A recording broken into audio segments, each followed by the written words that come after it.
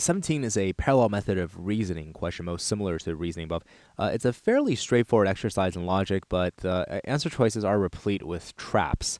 So first, let's just get very clear on what the stimulus is saying. The first statement says, if Suarez is not the most qualified candidate for sheriff, then Anderson is. So this should remind you of logic games because it's very similar to in-out games where we have a or rule, right? Or rule. We're talking about who is the most qualified of the candidates for sheriff. Right? Well, it's the relationship there is not Suarez implies Anderson, right? If it's not Suarez, if it's not Anderson, it's Suarez, right? That's the contrapositive. So see, the reason I separate this out because like this alone, this just says not Suarez Anderson. But okay, for what? Like who's the best mechanic? Who makes the best milkshakes? Or like what? Right? So we're talking about most qualified candidate for sheriff. Now, I think you could, if you wanted to, you could just like peg this piece onto here and then peg the MQ onto here too if you want. I don't think it makes much of a difference. I just figure it's sort of easier for me to represent the relationship this way. Right, because later on, the argument goes on to say, thus, conclusion, if the most qualified candidate is elected and Suarez is elected, then what? Then of course Anderson is elected, right? Because this is my world of most qualified candidates. Who's in my world? Well, Suarez and Anderson, right? So if it's not Suarez, it's Anderson. If it's not Anderson, it's Suarez. And now they just told me, oh, we're electing from your world of most qualified candidates. Well then, yeah, of course it's either Suarez and Anderson. And you tell me Suarez is not elected, of course Anderson is. Right? So at this point, I honestly, on my paper, this is all I had. Right? So I suppose you could like sort of continue. You could continue to utilize logic, draw a line, start mapping, translating the conclusion. I don't think there's a clean way to do it. Right? Like, okay, so we are electing the most qualified person, right? And we're not electing. Right, we're not electing Suarez. Right, we're not electing Suarez. So there, if this whole thing, if this and statement, the conjunction statement, right? If this thing and this thing, then what? Then of course we're electing Anderson. But like I'm not really sure this is helpful. Right? How helpful is this to translate this into logic? I mean, I don't know. I think it's not. Right? So you got to remember, logic as a language, it's very helpful for a lot of stuff, but it's not an end in and of itself. You don't want to push the translation of logic just for the sake of pushing the translation of logic, right? Because you do that only insofar as it helps you get the right answer choices. Now, yeah, of course, in practice, it's always good to do that, right? That's why I say, like on paper, when the clock was ticking on my paper, this was all I had. Anyway, so now that I guess we have this, let's take a look at the answers. So A says, if the excavation contract does not go to the lowest bidder, then it will go to C. So here, I already don't like this because, why didn't you name the lowest bidder? Right? It should say, to make this match our stimulus, right? It should say something like, if A is not the lowest bidder, then C is the lowest bidder. And then you conclude, thus, if the contract goes to the lowest bidder and A doesn't get it, then C does get it, right? So then they introduce in the conclusion a new person, Q, who gets the contract, and C doesn't. Then they will have been awarded to the lowest bidder.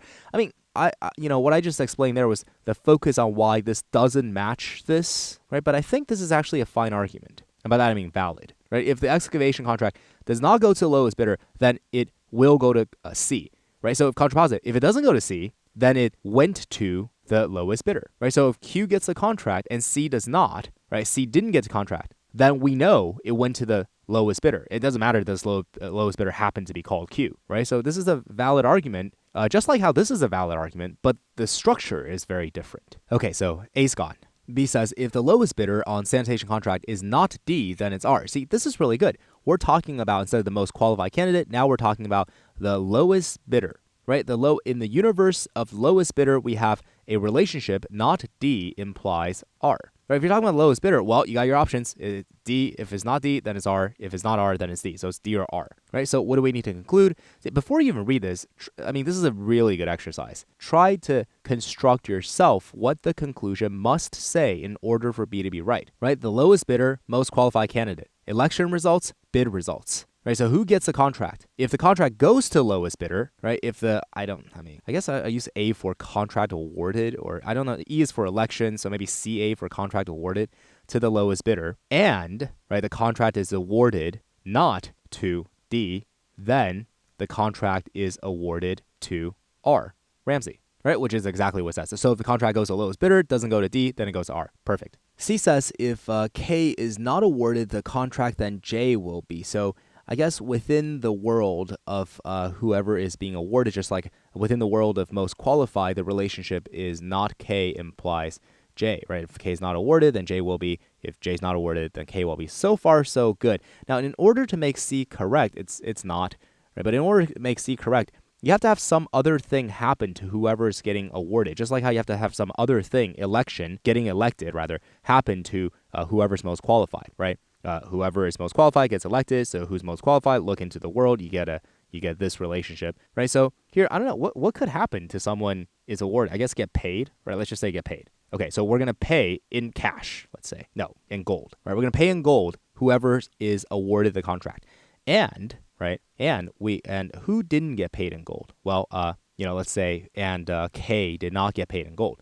Then we can conclude, well, guess who did get paid in gold? J did. Right? Because you're paying in gold whoever was awarded the contract. Now you look into the world, who's awarded the contract? Well, it's K or J, right? These are only options. And K wasn't paid, therefore J was paid. Now this will be right. This will be right. This is not what the conclusion of C says, right? Definitely not this. What does the conclusion of C say?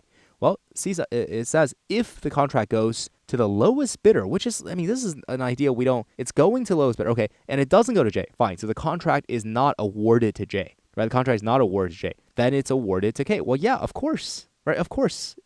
That's just what. Right? If we were already told these are the only two people who could possibly get the award, be awarded the contract. Now it's not awarded to J. Then it's going to K. And now you just threw in here this extra fact that but it also went to the lowest bidder. So basically, K is the lowest bidder, right?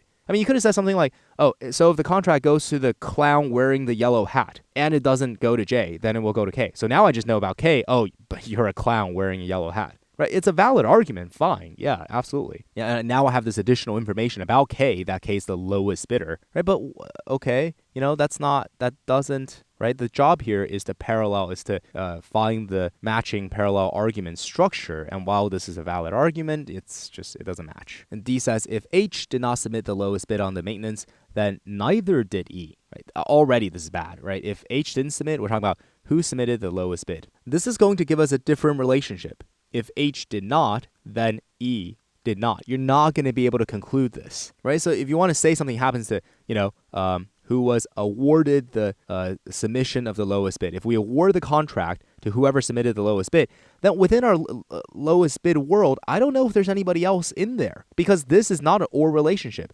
In this relationship, I know for my most qualified, we got two people, right? Possibly two people, S or A. If not S, then it's A. If not A, This doesn't tell me anything. This is not an or relationship. There could be another dude named anything, that's also in this world. So if the contract does go to lowest bidder, right, and it's not awarded, right, it's not awarded to E, then what? Then nothing. I can't conclude. You cannot conclude it will not be awarded at H, right? This is not even a valid argument. E says if P is not the lowest bidder on the contract, then S is. So again, this is about the lowest bidder, right? Who's our lowest bidder? Here we have if it's not P, then it's S. So far, so good, right? So far, so good. Now, in order to make this right, you just say, let's award the contract to the lowest bidder. And what? And we are not awarding it to P. Therefore, we must be awarding it to S, right? Where the S and P you can change up the S and P. But look at what they say. So if S does not get the contract and P does not get the contract, right? So neither S nor P gets the contract, then yeah, of course, it will not be awarded to the lowest bidder because the lowest bidder consists of P or S, right? So this is a valid argument. It's fine. It's correct. But it's not the argument that we're looking for, right? This is the conclusion that we're looking for, not this. So E's wrong.